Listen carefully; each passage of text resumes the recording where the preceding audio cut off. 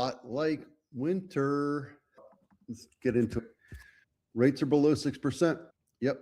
If you pay a point, you're at 5.75. Even the quoted APR is 5.8. Granted, it starts at 6.35, but if you pay a point, you can get a 5.75. That's the best rate out there for a $2.5 million house with 5% or 20% down and good credit.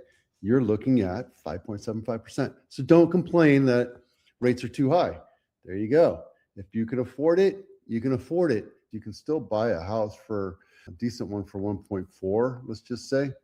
You're looking at $7,000 with 20% down. Do you need a down payment? No, but your monthly payment is going to be higher. You can get a conventional at 3%.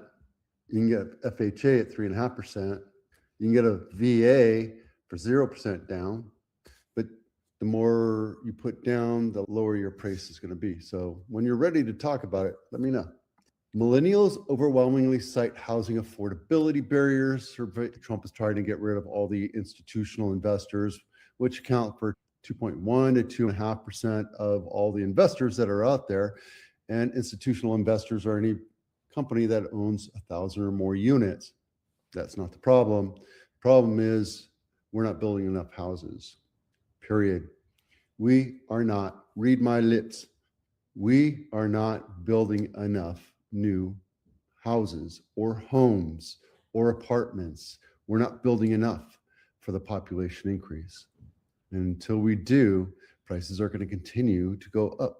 It's supply and demand. Simple as that. You can call it whatever you want. We can give you benefits if you're a first responder or a veteran. You can do all this stuff, but until they start making more homes, nothing's going to change. Prices of housing is going to continue to go up. You can read this article all you want. I agree partially with it, but that's an opinion, right? They're all puff pieces these days. Don't forget, we're working on probate and estate sales, or if you have an older parent that needs to go to an adult community or an active care community or what have you, let me know, because we have that process in place right now. We bring in the vendors to clean up the house, but we also have vendors that can help you with estate sales and take tchotchkes like snow globes and what have you and sell them off on the market. It's a great process. I'd love to be able to walk you through it once we get into that. Why living next to a vacant house should be a deal breaker for you. Number one, infestation, rats, mice, animals, you name it. It's an absolute possibility.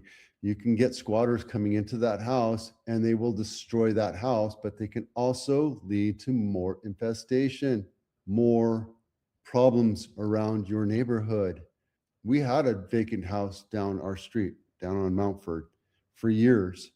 And the guy was a retired deputy sheriff, so shame on him. That house needed to be completely redone.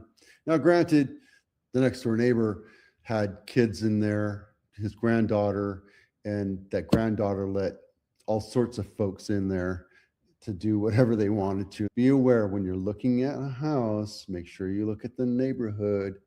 Can't steer you, can't tell you that's a bad neighborhood or not, but open your eyes and look and go to the school and look. If you don't like what, don't buy that house. If everything's clean and gleaming and everybody's happy and your kids playing and nobody getting shot or sleeping on the sidewalks, then you have to worry. Vacant houses is a key indicator. Look up and down the house of the neighborhood. Look at the neighborhoods around, the blocks around it. Look at the streets around it. This is something that's very telling. And more, especially with the lack of response from our cities for enforcement of codes, something to be aware of. Your property value will be destroyed. Absolutely. Something to consider. This is what you get for $2 million. I had Hidalgo Court. The reason why I picked it is because it is, I think it's central San Jose. Yep. In the Willow Glen area, close to Cambrian. But it's $2 million, 3-bedroom, 2-bath, 1,500 square feet. Nothing fancy about it. Let's go take a look inside. Ooh, a blue door, blue cabinets. All right, good luck with that for $2 million. What you get for $1 million is Springhaven Court, 95111. It's right off of East Branham Lane. I used to live right here. And there's also Valley Christian High School right here. You can look at the schools. It's nicely run schools. I'll tell you that right now. But for $1 million, 3-bedroom, 2-bath, 1,300 square feet. This one's going to sell fast because of the price point. I know, crazy, right? $1 million, but it is what it is. That used to be Frontier Village, and now it's just a big park, Edenville Park, and they have Hayes Mansion there. And there's that 7-Eleven down in this area right here. There you go. New numbers are out. Inventory is hugely down, but that's because we're in the winter. And I'm already getting calls to bring on more and more listings.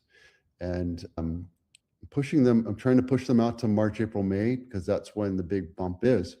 There will be buyers out right now, especially when the weather gets better. And there'll be a couple good weekends over the next 2 months where people will just come out in droves, and your house can get sold pretty quick, especially if it's in good shape.